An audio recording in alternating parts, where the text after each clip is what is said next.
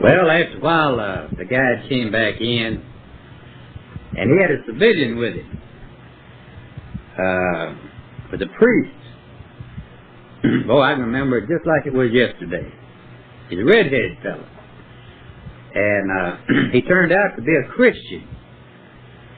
Well, the guide sat down, and the priest, he walked up there behind that pulpit. And he bowed his head and looked like he was saying a little silent prayer. And then he looked all around, and he looked us all over very solemnly. And then he started chuckling, sort of like that.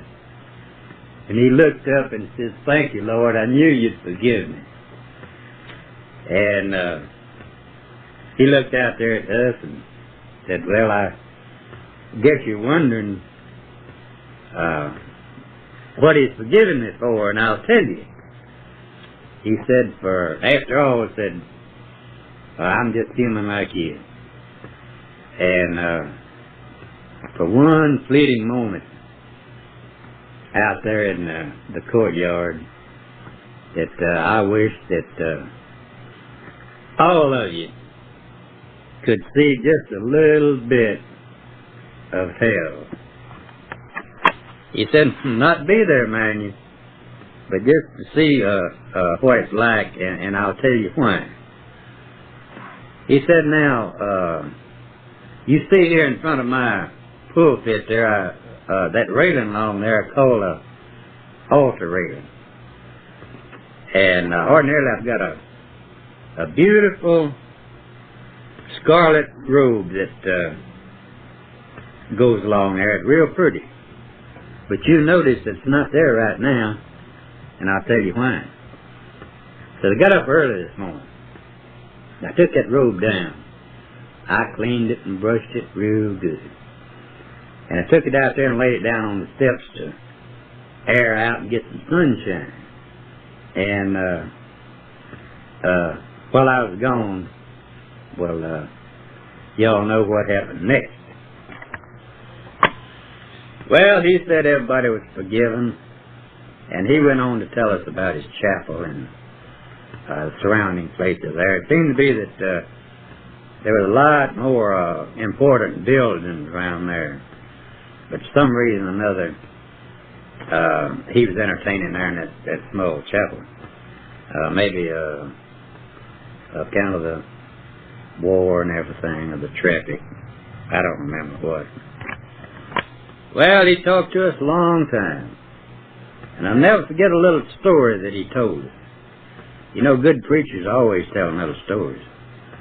But he said back in the biblical times, somewhere there on the edge of the desert, around the Holy Land, said there was a little walled-in town, an Arab town, and their holy day, I forget what it said, maybe Saturday or Friday or something like that. But from sundown one day until sundown the next, they closed the gates, nobody enter or leave. And for those 24 hours, they didn't eat nothing. Now, they could drink, but all they done was worship, prayed, and socialized. Well, that evening, just before they were going to close the gate, there's a stranger come riding down the road there on a donkey. He was sort of a traveling salesman. And he asked them if he could come in and spend the Sabbath with them. And they let him in. They closed the gates and everything. Well, things rock along. And next evening, well, this traveler, he let up a real howl. Boy, he was mad. He told them that he had his money in a little leather pouch, and it was gone. Somebody done stole it. Well, the city fathers, they wanted to do the right thing, and they discussed it, you know, for a long time. And they figured, in fairness to him and everybody, that they would just search everybody to show him that they didn't nobody steal it. And they asked everybody if they agreed to it. Well, everybody did except one fellow. No, you're not going to search me. Said, now, I didn't steal that money, but I don't have to let you search me to prove it. And he went on and on. The more he talked, you know, the more guilty he seemed. And, well, Sid Father, they didn't know what to do about it.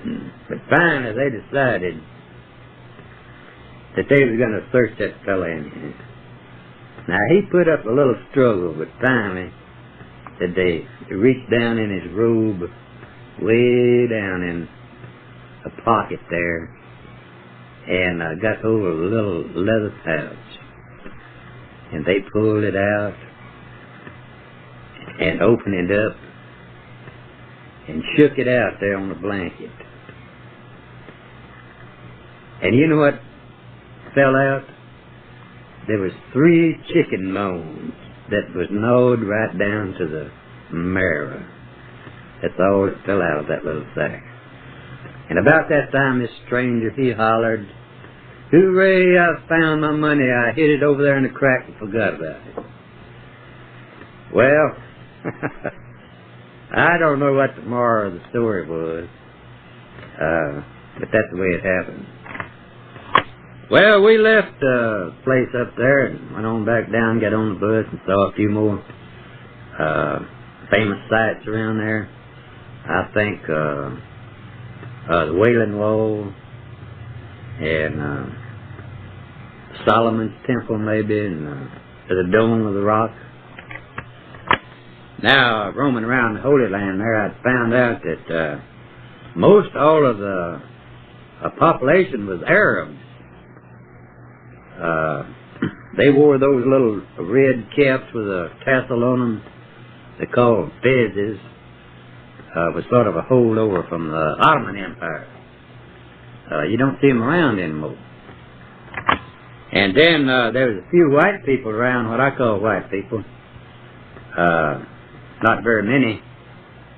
They sort of blended in the background. They was said they were Christians and Jews.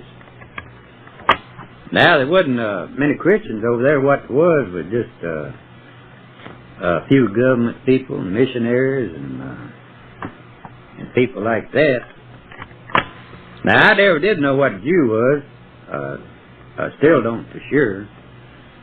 But I knew that if you called a guy a Jew, that he was more apt to frown. But if you called a Jew Jewish, well, he would smile happily. Now, I found out there were 3 groups of people around there, and they all had different religions. The Christians, the Jews, and the Islamic people call themselves Muslims. But Jerusalem was a holy city to all 3 of them. Now, the Christians, they believed in the Old and New Testament. Jews, they believed in the Old Testament, respected the New Testament. And the Muslim people, some of their prophets were the same as ours. They believed in Adam, Moses, Abraham, and their main one was Mohammed, and they also believed in Jesus Christ. They thought he was a great man. Of course, they didn't think he was the Son of God. They thought that he didn't die on the cross, that Jesus took him to heaven, although they do believe in Virgin Mary. Now, there in the city of Jerusalem is a building they call the Dome of the Rock. it's a Muslim mosque, and it's holy to all three religions.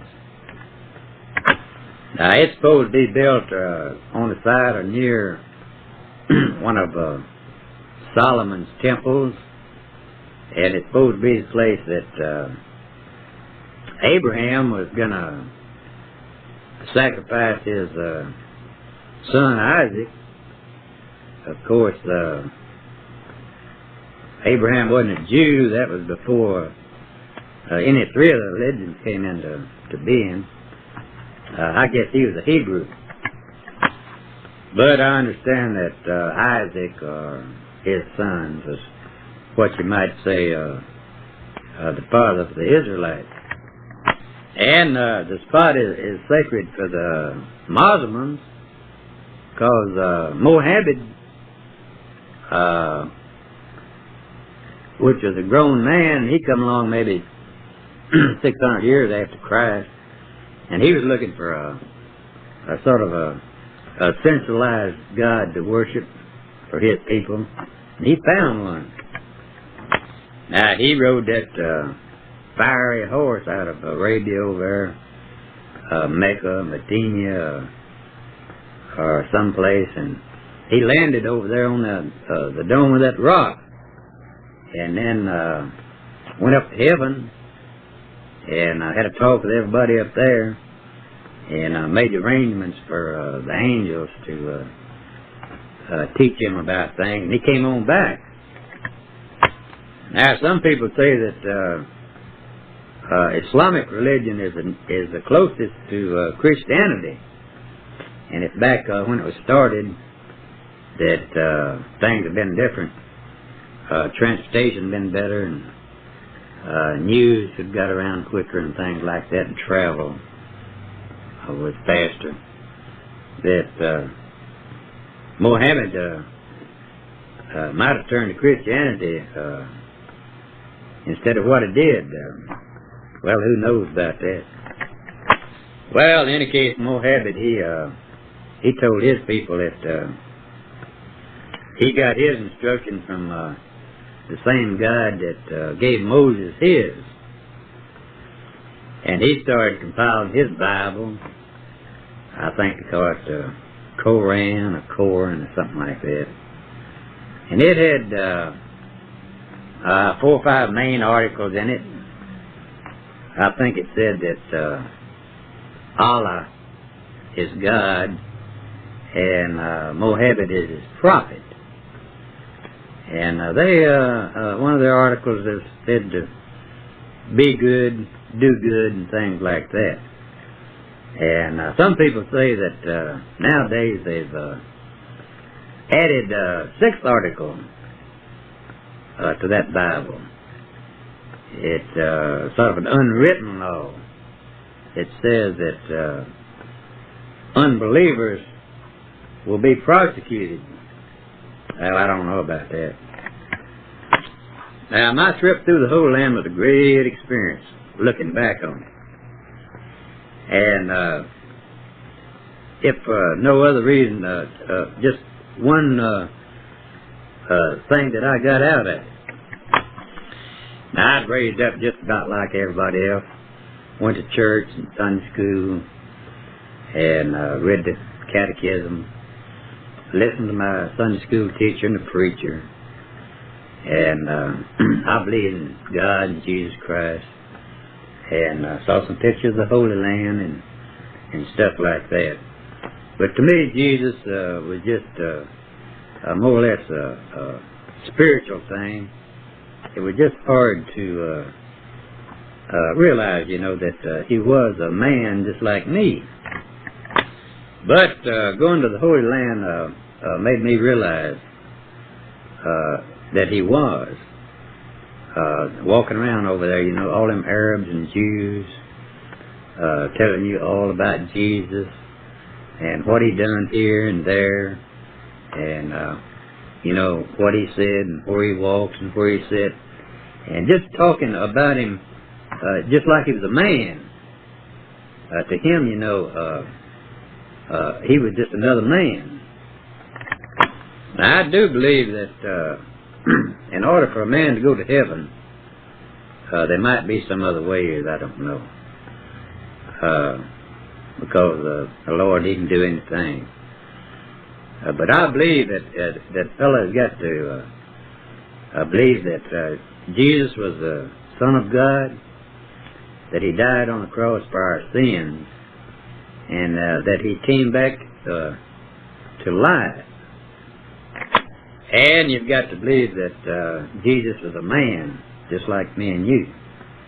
And that part was sort of hard to squeeze in there. But if you ever go to the Holy Land,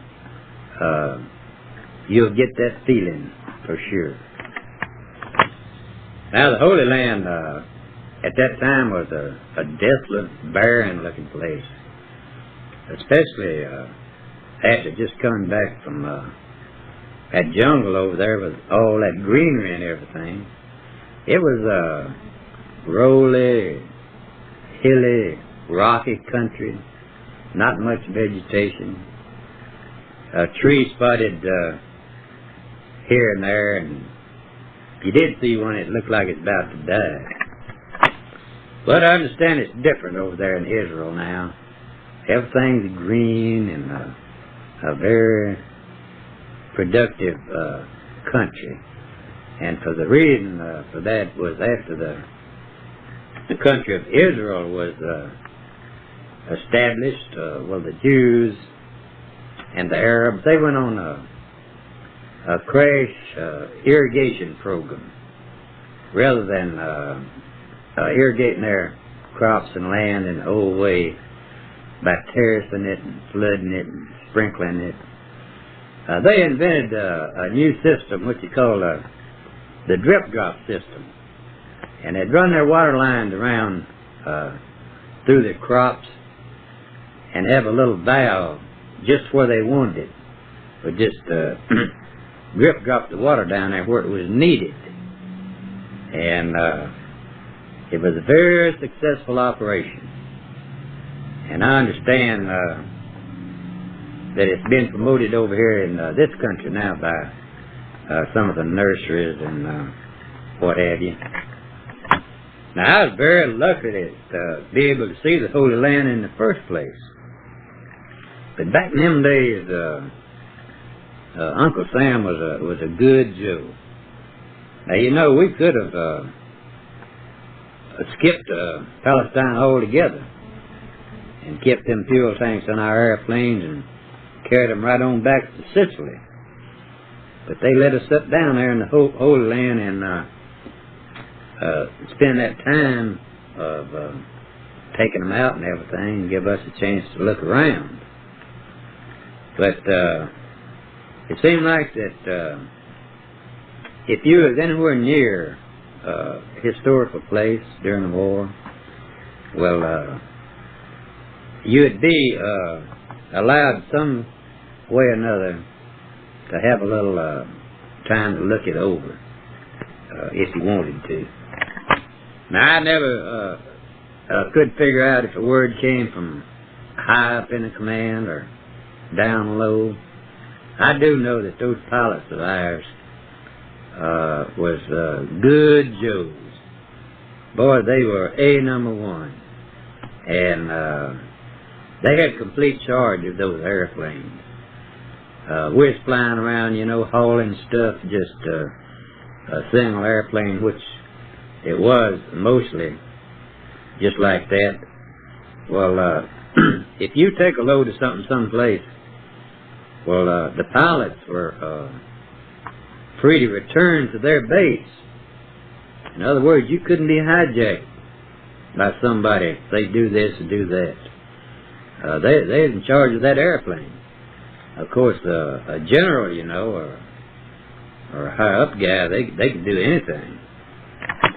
In fact, that's the way we got to see the Leaning Tower of Pisa.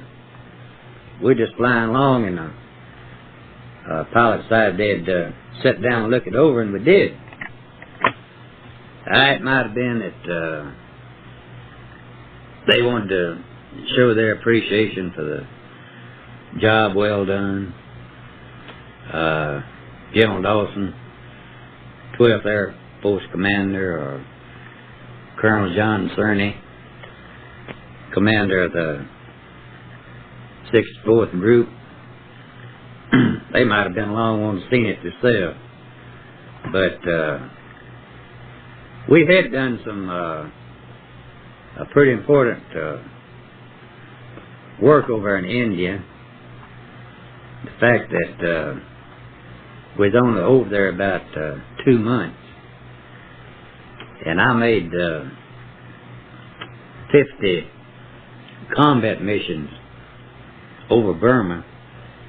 So you see, they kept us pretty busy.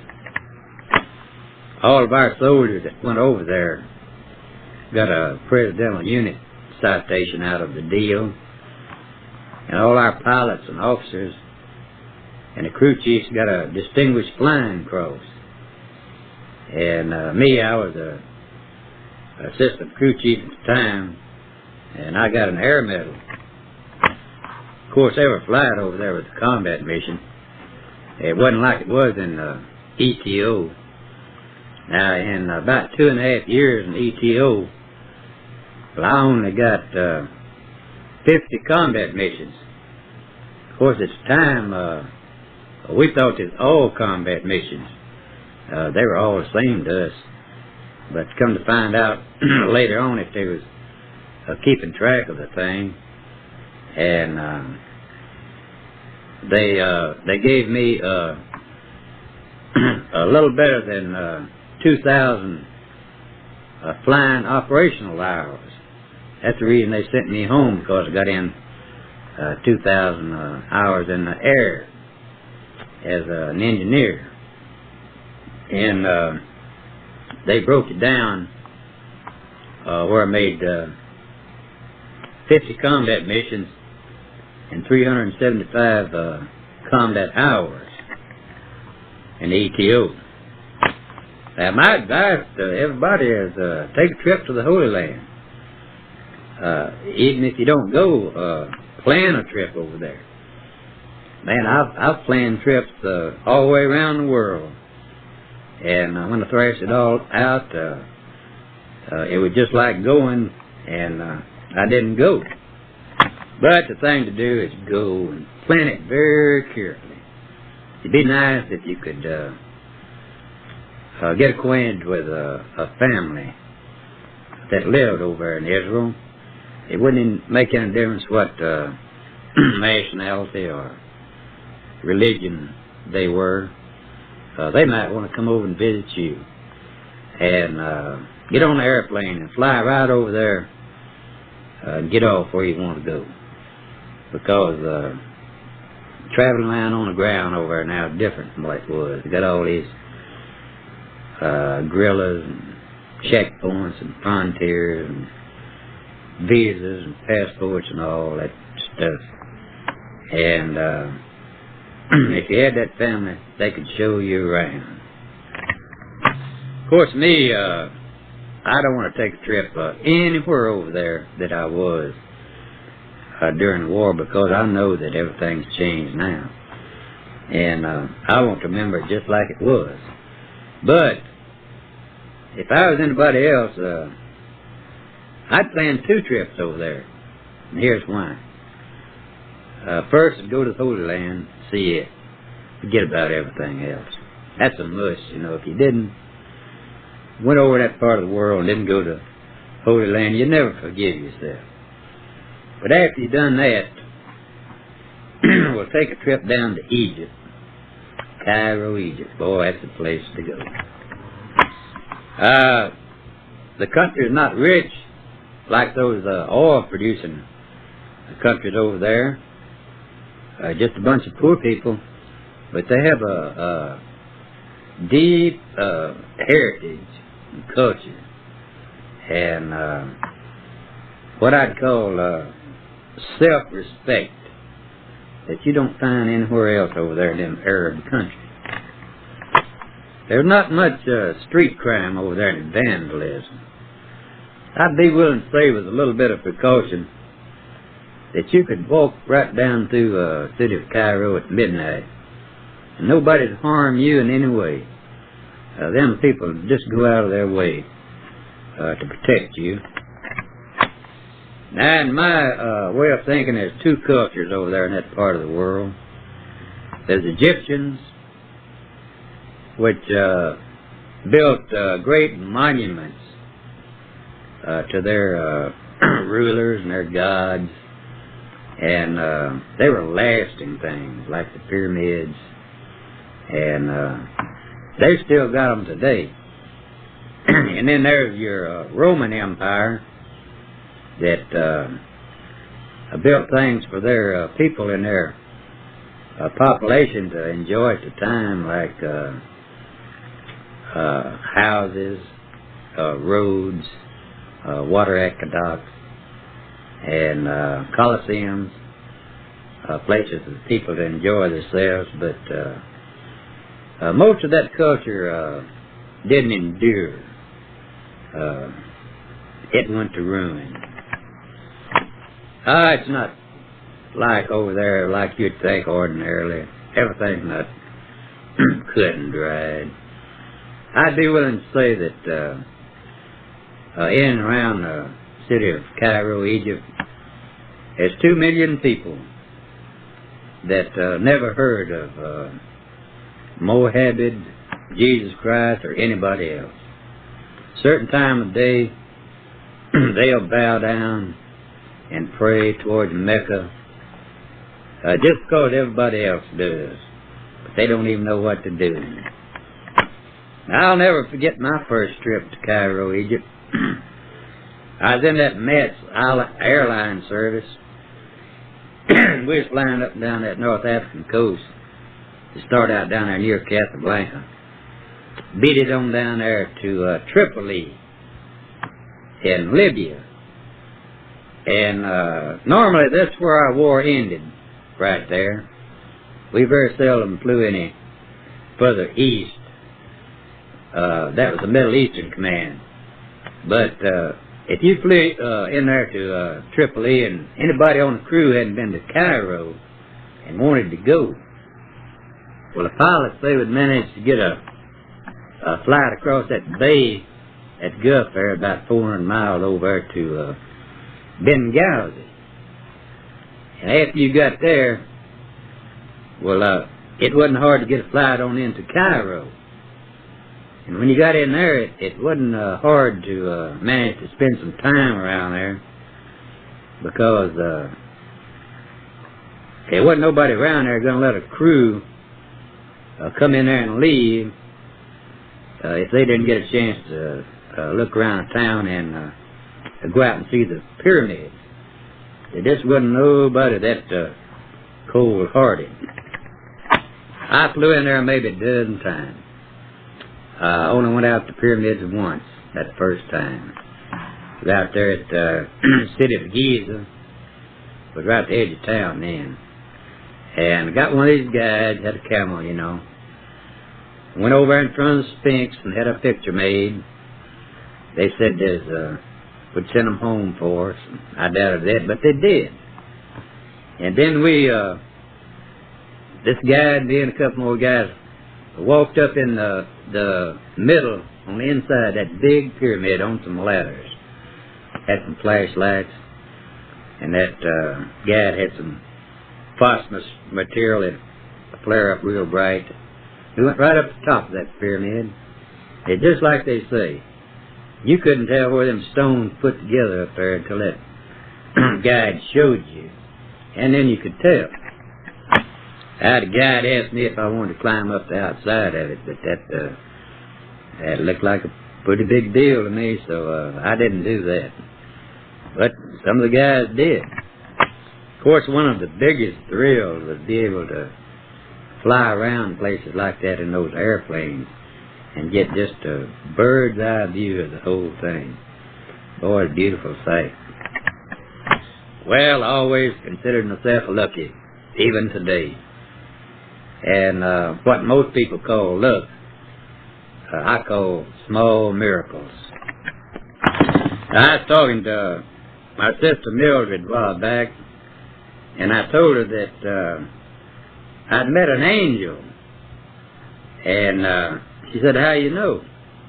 I said, well, during the war, I stopped off there in the Holy Land, and I didn't know where I was and didn't care. And if I hadn't met this young woman, all I'd done was just boozed it up around there, and I never got to see any of the Holy Land. So I met an angel, and I believe that to this day, and no one make me think otherwise. Believe it or not,